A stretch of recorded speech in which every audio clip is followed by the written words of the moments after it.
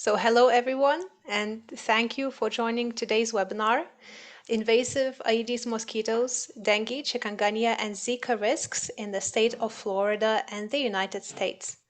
My name is Christina Sainz, and I am pleased to welcome you to the first in this series of collaborative webinars that will explore vector-borne infectious diseases over the coming year. We are absolutely delighted to start this journey with the University of Florida and with your beloved professor and colleague, virologist Dr. Melissa Jones, who is hosting the event today. Today you will hear from three amazing scientists. First, Dr. Hendrickx, who is the founder of Avia-GIS, a scientific technology company that specializes in collecting, processing, and analyzing spatial information related to emerging vector-borne diseases. Dr. Hendrickx's presentation will be followed by Dr. Steve Berger, who is the co-founder of GIDEON, which is the most comprehensive infectious diseases database in the world. Dr. Melissa Jones will then lead a discussion to explore vector-borne viruses in more detail, after which we will open for your questions. So just a couple of housekeeping rules before we start. It would be amazing if you could please type your questions into the chat during the webinar, or simply leave them until the end and then raise them. This webinar is being recorded, so if you could please mute your microphones if you're not speaking, that would be very much appreciated. Thank you, and without further ado, I will hand it over to Dr. Hendrickx. Okay, thank you very much for your introduction, Christina.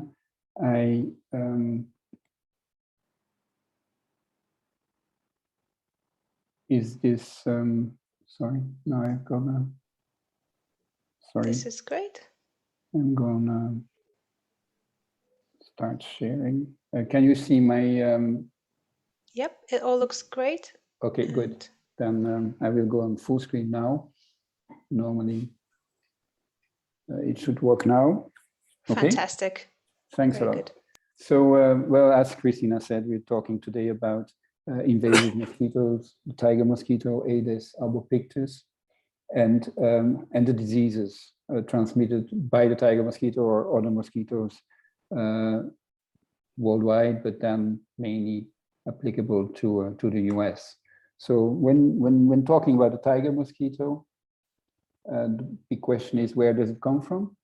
Well, originally in this red area on your right hand on the map, that's where the tiger mosquito comes from. It comes from Southeast Asia and Southern Asia and has been spreading the world.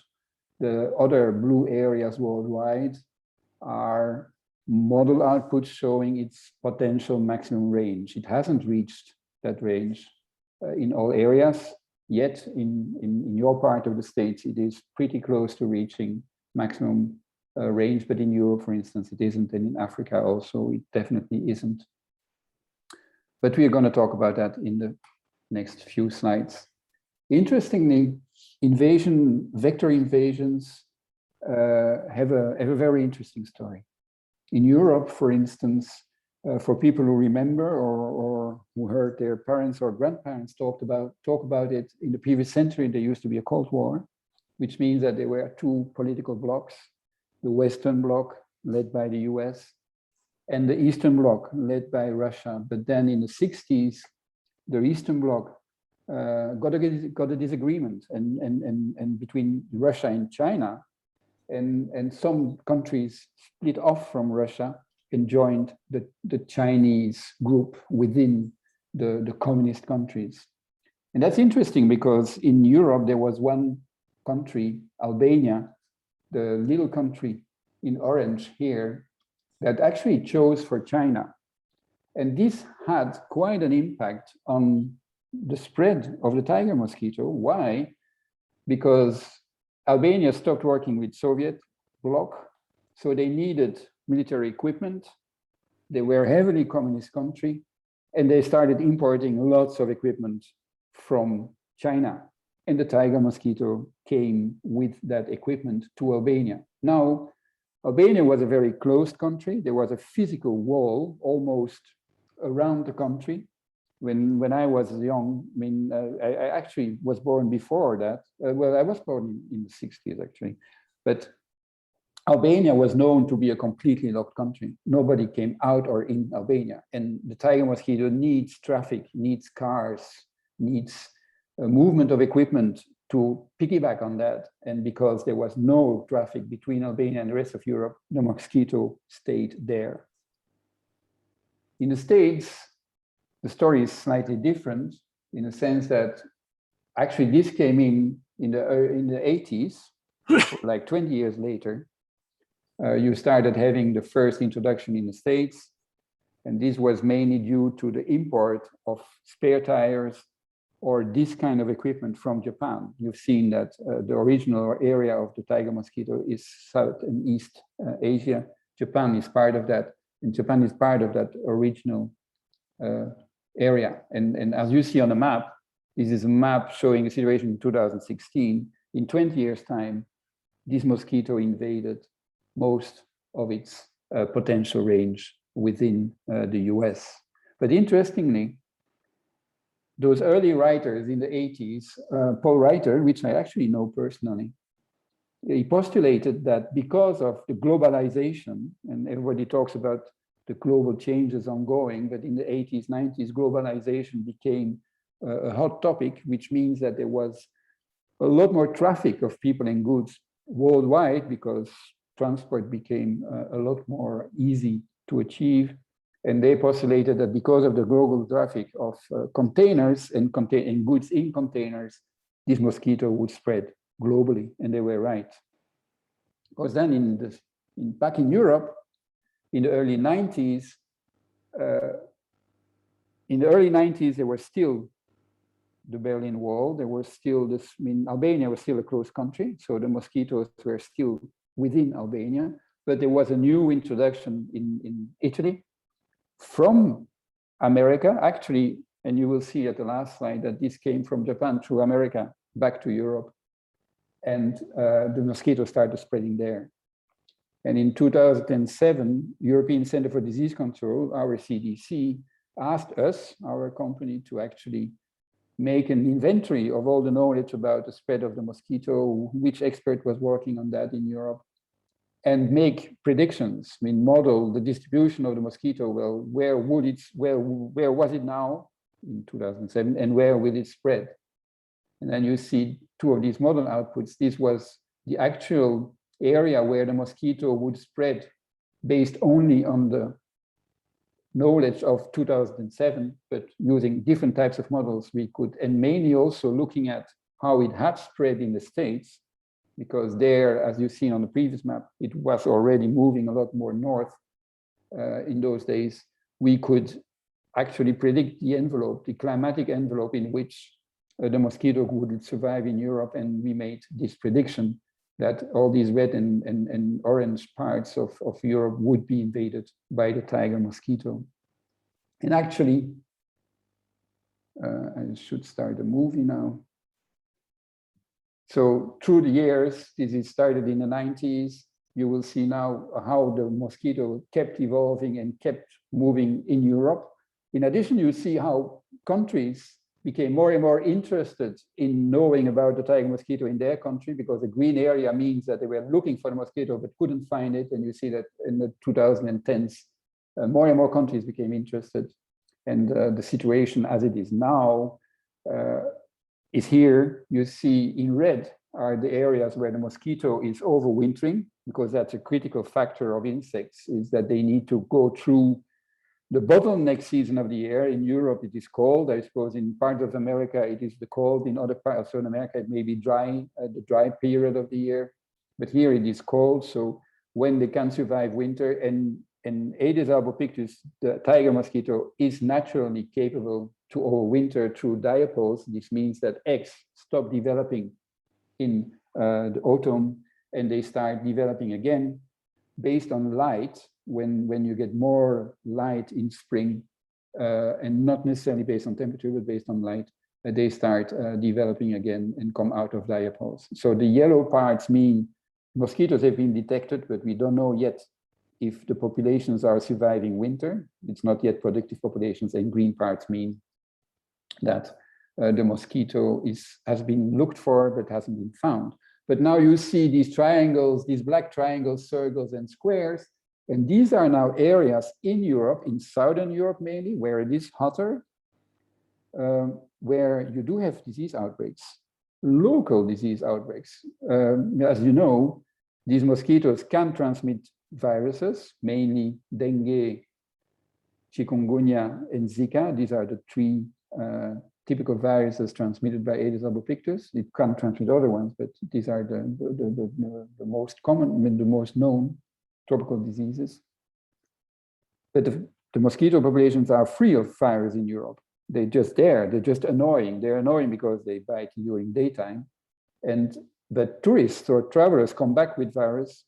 And if they live in an area where that mosquito has been established, then they can transmit. These mosquitoes can transmit locally. And it is very easy to check that people haven't been traveling, that they stayed there for, over the past year, and that they still get sick. The local epidemics are small, a few cases, 2 or 3, 4. Once in a while, there's 100 or more. But this here, of course, climate change is anticipated to have a major impact on disease. Because this is the next series of models we have been developing. Once we know where the mosquito is, it's going to be interesting to know when in the year it's going to start its activity, when is it getting out of diapause in winter. And the left map shows the week of the year when it is anticipated that the mosquito becomes active.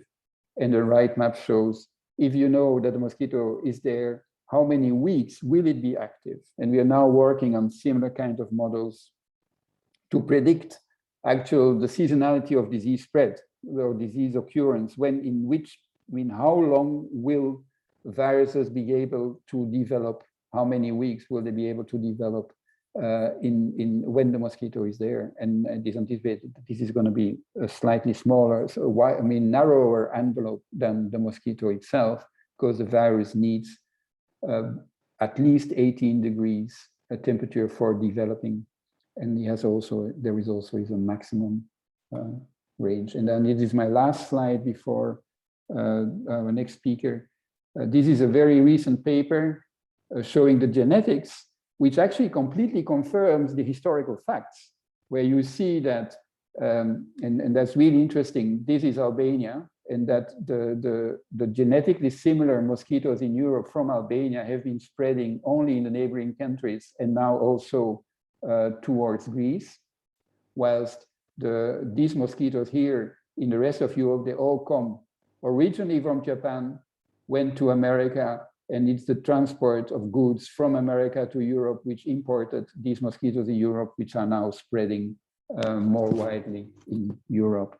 So now I'm happy to give the floor to the next speaker and look forward to questions at the end of his expose. Thank you very much. I will stop sharing. Thank you very much, Dr. Hendrickx. This was very, very interesting and informative. And we are now welcoming Dr. Steve Berger for the human factor. So Steve, you're welcome to share your screen and unmute yourself as well. Muted. Am I Wonderful. sharing? Yes, we can see your screen. Okay, so good. So as you've heard, I'm a physician. I treat patients, and I see mosquitoes as something that do things to patients. My world consists of diagnosing disease and treating disease and a bit of preventing disease. So I'm going to talk about, if you will, the human aspect of mosquitoes. Let's see if I can open this thing. And as you've also seen, I'm not that technical. I'm going to start off with a little trivia to spice up your morning. You probably recognize these 12 gentlemen. The question is, what disease do they share? What is the most common disease of American presidents? Last time I asked that question of American students, by the way, I got some answers which I'd rather not repeat at this meeting. And the answer is malaria. If you add up all of the diseases of American presidents throughout history, the most common disease of all is malaria, more than any other disease, more than cancer, stroke, heart attack. And what may surprise some audiences is that the malaria that they acquired was acquired in the United States, with two exceptions. Kennedy got his malaria in the Solomon Islands, and Teddy Roosevelt got his in Africa. He liked to hunt, and he would go to Africa and get his malaria. But these other gentlemen got malaria in the area of Washington, more or less. When you hear from your politicians that Washington is a swamp, there is some biology in that statement. It actually is. And these are mosquito-borne diseases. Now, none of these people died of malaria. One person close to them died of malaria. It's a little known fact.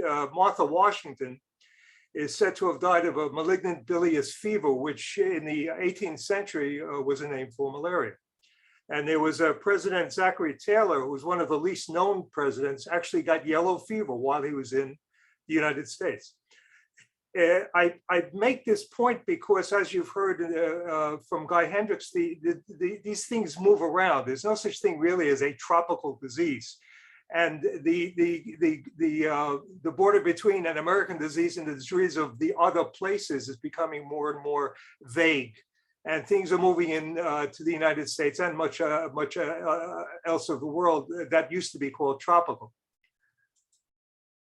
This is a list from the program I work on. I apologize for the screenshot, but the point here is I've asked GIDEON to make a list of all of the mosquito-borne diseases.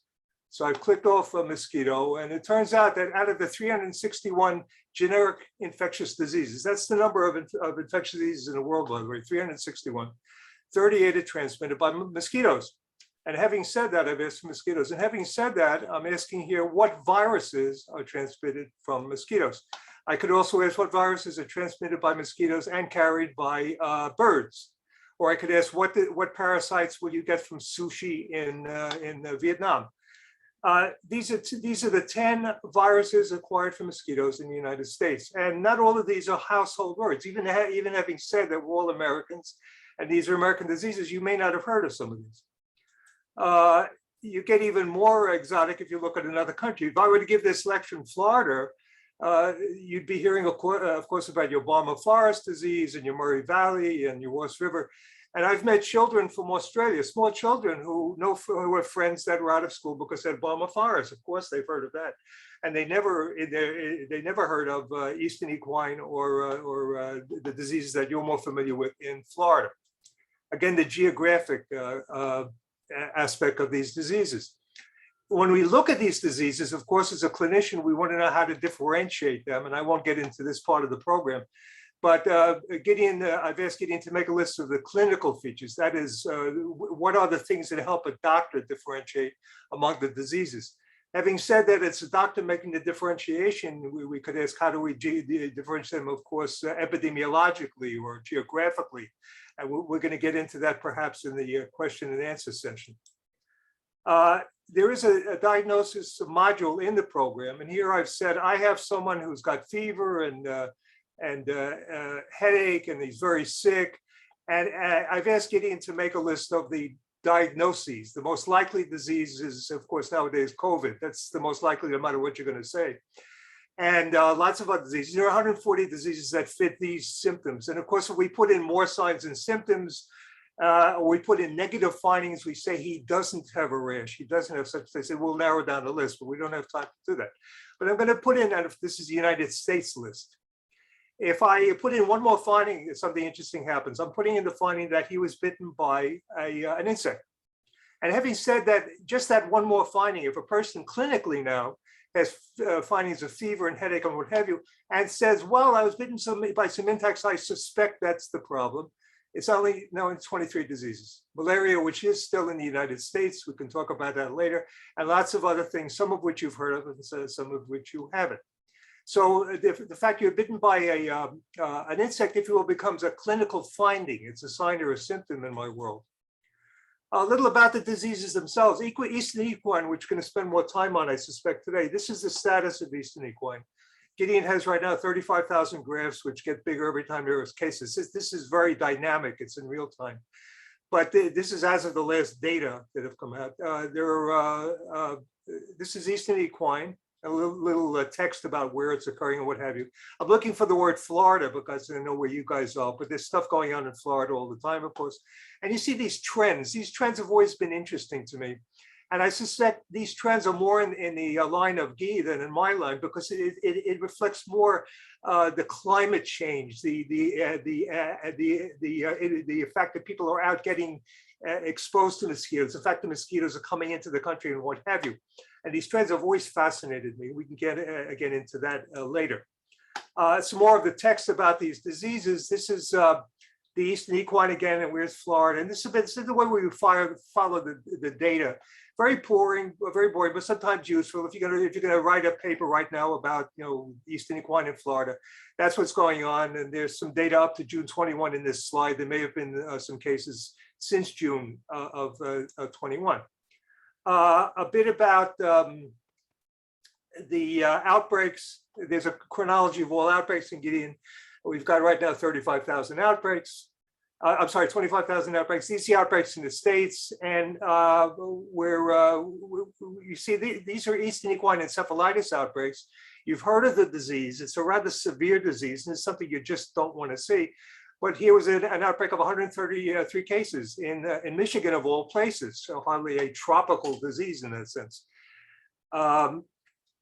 A map of yellow fever. We've got some maps. This is where yellow fever is today. This is the paradigm of all mosquito-borne diseases for people outside of the United States. They've never heard of eastern equine in a lot of countries we can name.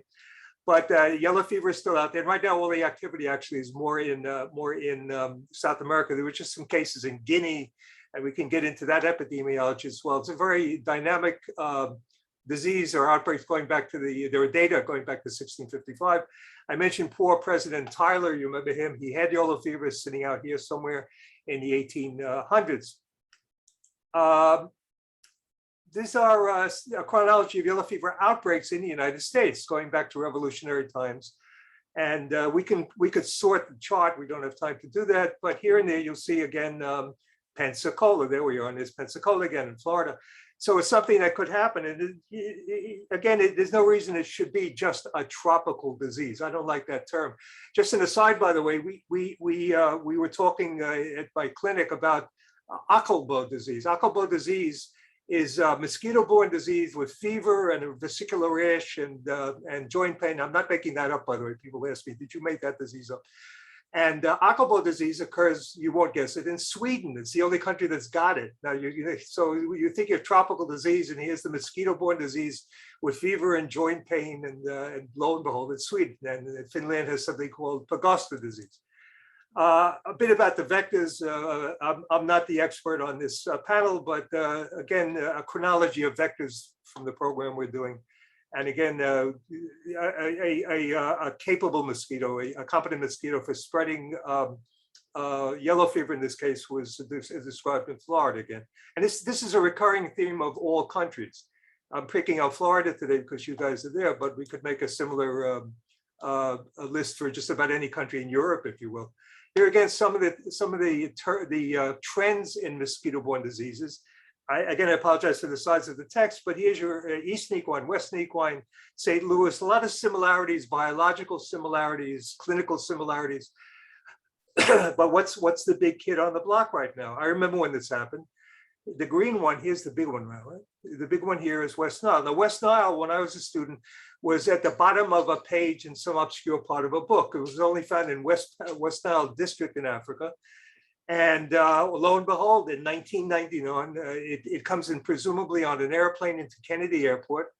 Kennedy Airport is another swamp, if you will, people who know the area. It's in a bay, jumps out to the birds, the mosquitoes, and here we are. And this is what happens when a mosquito-borne, this is not COVID, this is West Nile, a mosquito-borne severe disease, lots of deaths. It's the most dangerous disease in mortality and severe brain damage, what have you, of the group.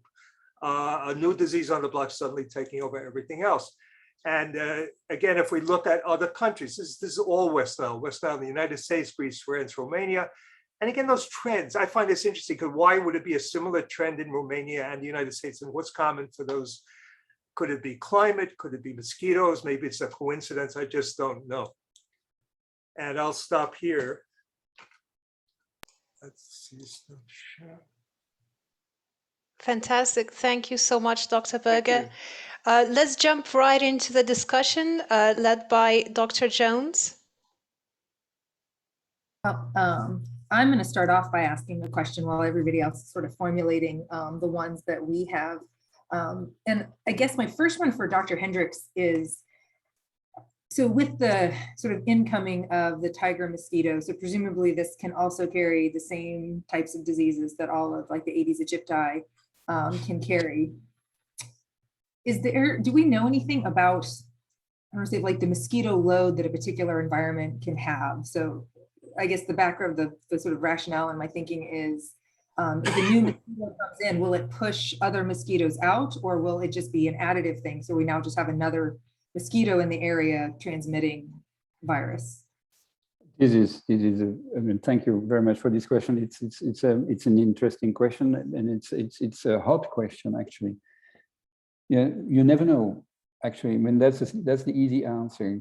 Now the more precise answer is that it is very difficult to predict when you introduce a new species somewhere what's going to happen, because it's about climatic envelopes, it's about timings. For instance, the species larvae, they hatch just slightly quicker than other larvae, or they are slightly bigger, then you can have competition. Now with the tiger mosquito in the States, in the beginning, there were two kind of hypotheses. First, Aedes albopictus would compete with Aedes aegypti, which Aedes aegypti is the perfect vector for these diseases, whilst albopictus is a vector, but not that good. I can't quantify how different, but it was the hypothesis was, in the beginning they were seeing albopictus pushing out aegypti, and then a logical conclusion was, this is good news. Actually, this albopictus is invading us, but it's pushing out our good vectors. So we will have albopictus replacing this vector, and we'll have less disease. But the opposite was true. Is first, albopictus was definitely pushing out Aedes aegypti, but that was not a permanent fact. First, and second, albopictus turned out to be enough of a vector to cause a problem. So it is always a question that has to be addressed individually from a species to a species, and it is never predictable how a new mosquito species is going to behave in a new environment. So does anybody else, thank you for that.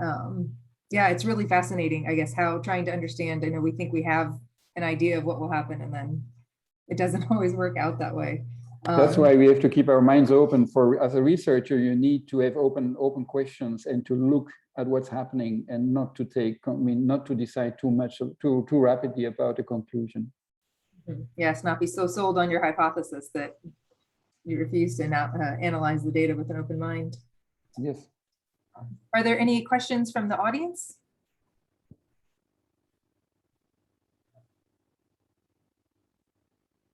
So I don't see any questions in the chat at the moment. I think we can probably carry on with the questions that you had, Dr. Jones. All right. So again, this is going to be another one for Dr. Hendrickx. So I'm just trying to learn a little bit more about how viruses are really maintained in the mosquito vector. So is it sort of like a vertical transfer where the adult mosquito transfers it to the egg, and then the virus can be harbored in the egg while it's wintering between fall and luckily for the diseases I'm talking about, dengue, chikungunya, Zika, there is no actual evidence of transmission through eggs, which means that there's a need of introduction of the virus in addition to the introduction of the mosquito. So when the mosquito spreads, it normally spreads, it's spread through the eggs or through the adults. In Europe, it's typical, the spread is typically through highways. I suppose it's the same in the States, where cars moving out from an area where the mosquito is will transport fed females or females hunting females, which enter cars or lorries or whatever transport, and will get out at parking lots along highways. And these parking lots, they always have, almost by definition, ideal living conditions for these mosquitoes, and including shade, vegetation, water to lay their eggs. And that's how these populations hop and further move around. But normally, these mosquitoes will be most of the time free of the virus, and it's only when one person carrying the virus is entering, living in an area where the mosquito is present, that the virus may develop in the mosquitoes and be transmitted to other people. So can mosquitoes transmit it between, like you're saying, like females hunting? Never, yeah, it's always through the vector. It's an obligatory vector-borne disease. So when you have dengue, I mean, you will not infect your family members. And sure, if there is no Aedes albopictus around or Aedes aegypti, because it's very, I mean, the virus is only transmitted by these species of mosquitoes in the States. There, I don't think in Europe it definitely is. I mean, all the native species, as far as usual, unless the opposite is proven, but there is no evidence that that local mosquito species are transmitting these viruses in Europe, and in the States it's always related to these two species. Well, in talking a little bit more about the diseases, Dr. Berger, one of the things that fascinated me about the graphs that you were showing was with the Venezuelan equine encephalitis, and sort of had that cyclical pattern for, it seemed like every couple of years you get a spike in cases. Is that common for a lot of these vector-borne diseases? It's found in most of them. If you start looking, because for no good reason, I've been looking for those trends. I don't try to explain them, but it's you see that in most of them actually. Sometimes you find very surprising reasons which have nothing to do whatsoever with mosquitoes. But it's happening too much, at least in the graphs I'm looking at. We're totally, as I said, Romania and the United States. Why would that be? The same time. Again, weather or maybe tire importations were high in one year and not another year. No, it's possible.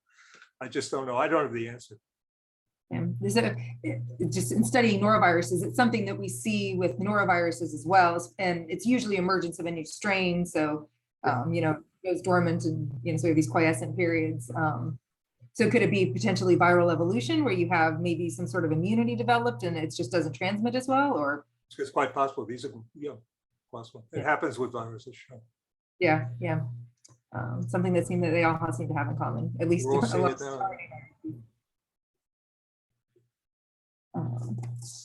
Are there if I might, you do see transmission of these, just because it comes up so frequently, if only in the press, you see mosquito-borne diseases transmitted in other ways, albeit it's a minority of cases, but that's what takes the press. The best example is Zika, which is a sexually transmitted disease, as you've probably heard. Not a large percentage of cases, most are clearly from the mosquito.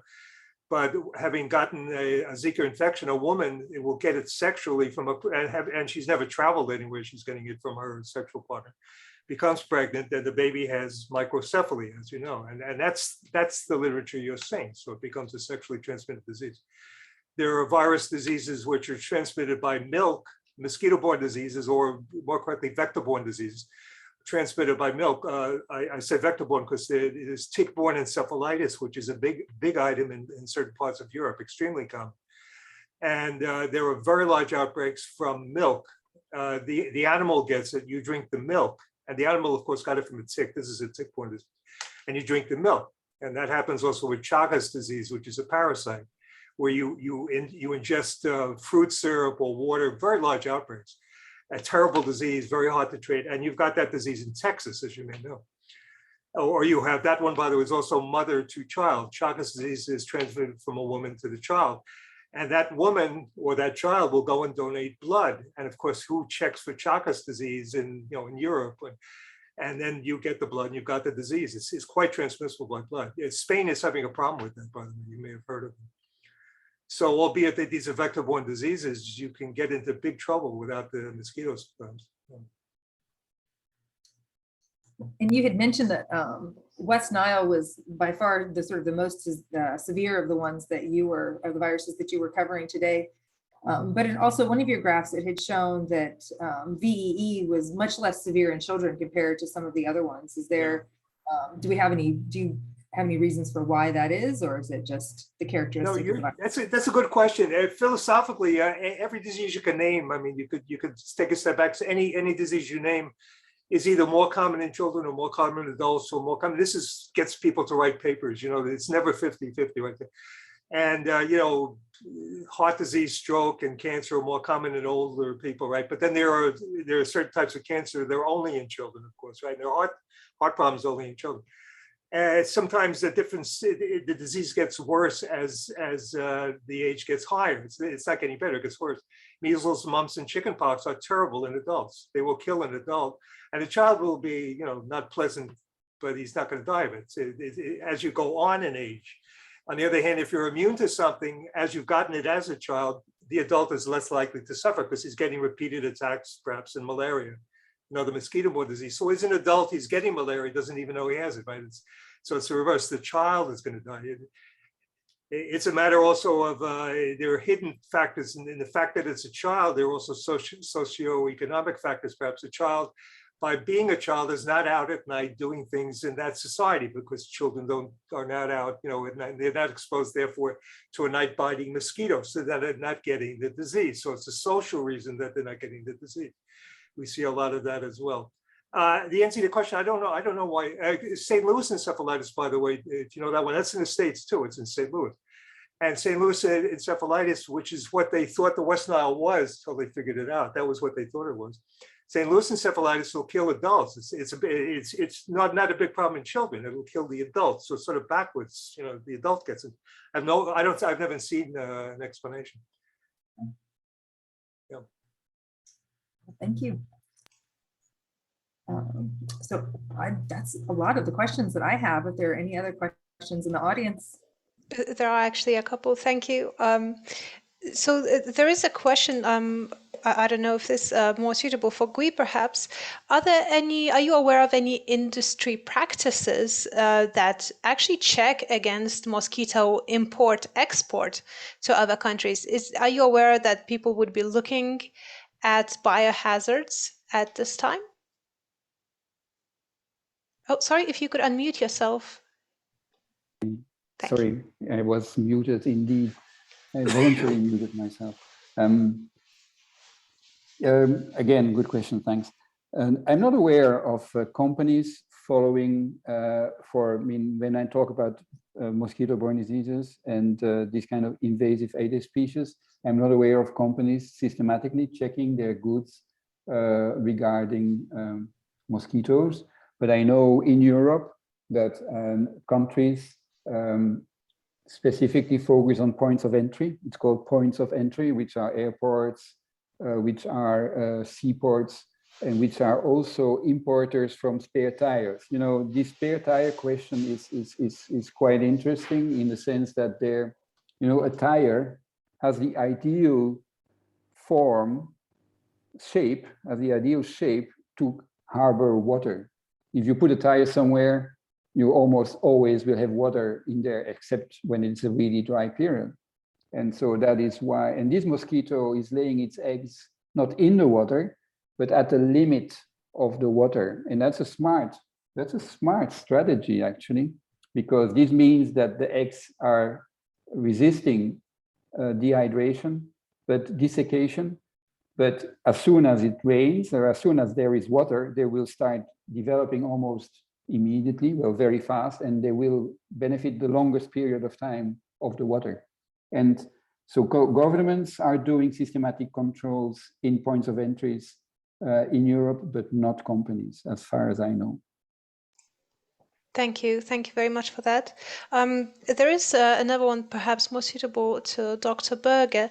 So what do travel disease specialists recommend to people that are going to places like Florida or Italy, where diseases like Chikungunya, Zika, and Dengue are resurfacing or surfacing for the very first time? What can you do besides covering yourself in DEET? Oh, sorry, you're on mute at the moment. Just by coincidence, DEET had a review. I threw out my DEET review today in the medical journal. Just happened to have that. There it is. And mosquito repellents have always, they've been downplayed, but they're quite good. It's all a matter of how you put them on, when you use them.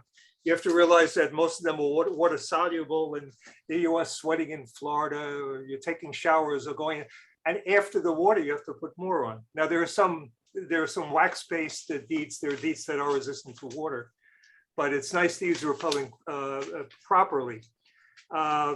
Aside from them, here is mosquito insect repellents. I don't know if you can see that. This is today's medical letter. Beyond the insect repellents, it's like the mask. You know, the person who's put it on feels, well, now I can do anything. Or sadly, the person who's using a condom will say, well, now I can do anything because they've got a condom. And I run into that quite a bit with my own clinic. But beyond the mosquito repellents, obviously common sense, there are some night biting mosquitoes. So when people go to Southeast Asia, we tell them, you know, get back to the hotel by night. This is more for malaria because that's a night biting mosquito. So when are you going to be exposed? You shouldn't be out of the city in some areas because the mosquito levels might be lower out of the city than in the city than out of the city. These are little common sense things. There are things that you can use. Mosquito netting.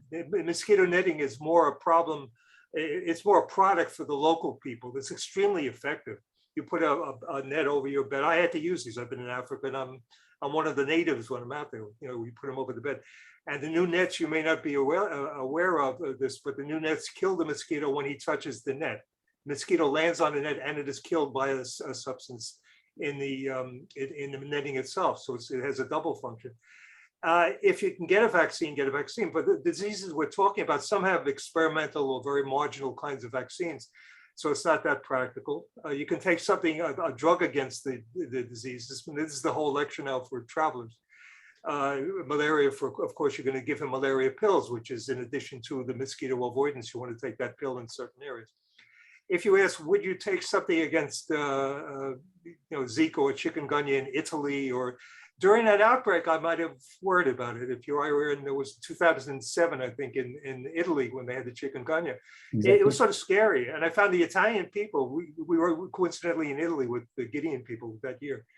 They'd never heard of it. They thought we were making that one up too. And so nobody was really trying to avoid that disease at the time. But would I, going into an outbreak, of course, I think I would take precautions. Fantastic. Thank you so much. I'm going to go and look for those mosquito killing nets now. I'm very intrigued. Never heard of them. If I can add something else, by the way things work in infectious disease, there is something called liver fluke or bladder fluke. I don't know if you guys know this one, but it's schistosomiasis. It turns out if you put a new form of DEET, the mosquito stuff, on your skin in a wax form, it will prevent you from getting schistosomiasis. The parasite of that totally unrelated thing will not get near your skin. It just doesn't like it. So that's in the future, but it's going to be, I think, a big item in years to come, the DEET. Sounds really good. I must admit, it does not taste very nice. I actually tried it myself, but so don't lick your skin by accident if you put it on. I do have a question for myself, actually. I found this very, very interesting discussion, and thank you all very much for it. So what can public health and medical specialists do to prepare for these tropical diseases entering areas where they have never been seen before, such as, the states in the USA, perhaps Florida is the best prepared, and Melissa can speak to that, because they do get those tropical diseases. But say people in Belgium, Netherlands, or I don't know, Minnesota, if it ever reaches that high, what can people do to prepare for this? And should they be expecting to prepare for mosquito spread? Shall I start about Belgium? Go ahead. Okay. Well, actually, the first thing to do, well, I can start about France. What they do there is the most important thing is to inform medical doctors. So to have campaigns so that medical doctors know, because often these diseases start with a fever, and that's it. Like in Africa, everything is malaria, whilst it could be dengue or it could be other stuff. And it's important that medical doctors make that difference. In Belgium, we had last year 2 people died from malaria because it was not diagnosed. And we are a super industrialized country, because well, nobody thought. The doctor there didn't think of testing it against malaria. These people had not been traveling. It was a typical case of airport malaria, where an infected mosquito, in this case, was imported through planes, got wild and infected those people. There was no other possibility, because these people were not traveling at all. So informing the medical doctors, especially in southern part of Europe now, this is standard. And what they also do is, as soon as there is a case of dengue diagnosed in that area, they will also automatically launch a mosquito control campaign within a radius of up to 500 meters of the location where these people live, to kill the adult mosquitoes. Because as you know, as I explained, it's the adult mosquitoes which are the risk for the neighbors. And if you manage to to keep the persons away from the mosquitoes which are infected, and actually kill the adult mosquitoes in that little area, that's okay. But as you can understand, this is requiring quite a lot of organization and political decisions to be able to do that. So for the public, as was said before, what remains is, if there is an epidemic ongoing, is avoid contact with mosquitoes. DET is definitely a good product, but it only works on the part of the skin where it has been applied. And I've seen people just doing like perfume, putting a little bit of DEET behind the ears. That doesn't work, I can tell you. My daughter was on her science project, was putting her hand in a mosquito cage, one treated with DET and the other not. And the pictures are wonderful. There's one covered with mosquitoes, the non-treated one, and the hand with DEET was not, well, there was no mosquitoes on it. So it's a nice little science project. But yeah, that's what you can do.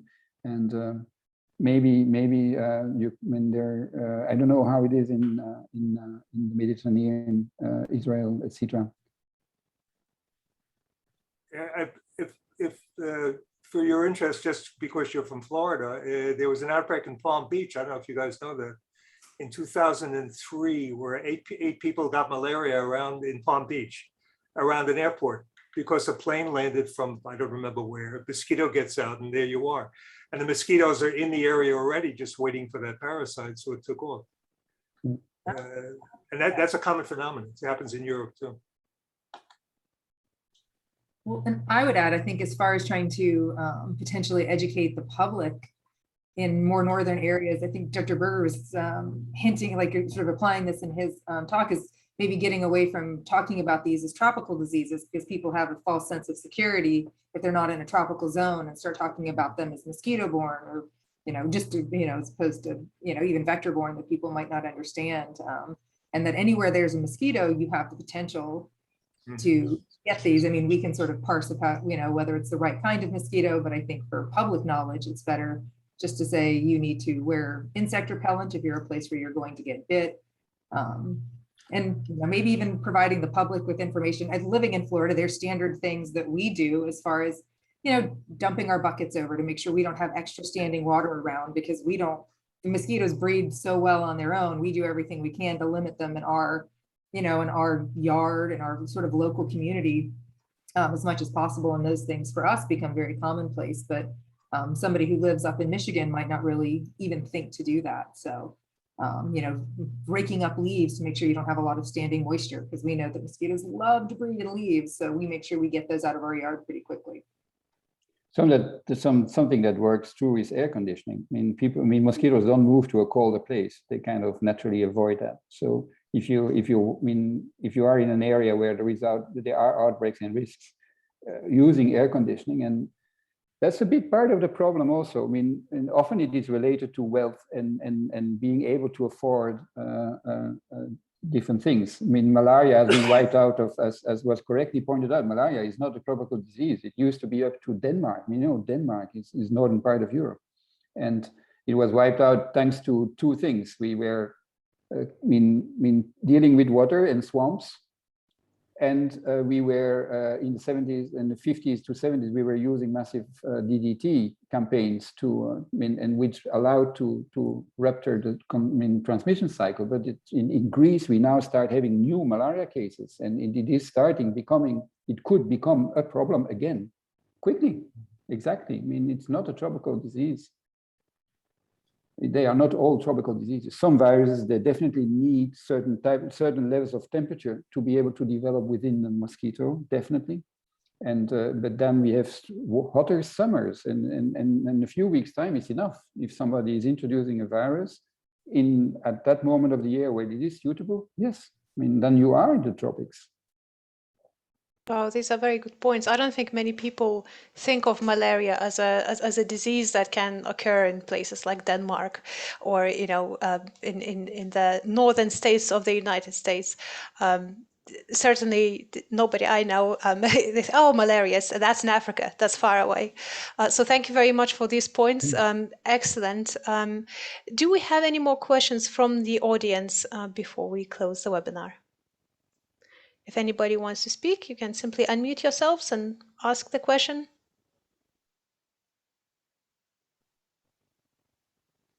No?